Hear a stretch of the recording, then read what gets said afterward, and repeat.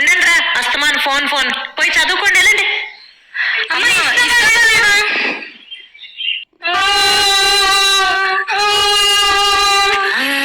ఒక మరడు మరి తప్పు కదా, అమ్మనలా ఎదిరించచ్చా? అమ్మ చెప్పేది కూడా మీ మంచి కోసమే కదా. అమ్మ నాన్న దైవంతో సమానం. మరి వీళ్ళని వీళ్ళమ్మకి సారీ చెప్పండి. సారీ అమ్మా. అయినా ఫోన్లు ఎందుకురా, చక్కగా మన పొలం తిరిగి గోదావరి దగ్గరికి ఆడుకున్నాం కదండి.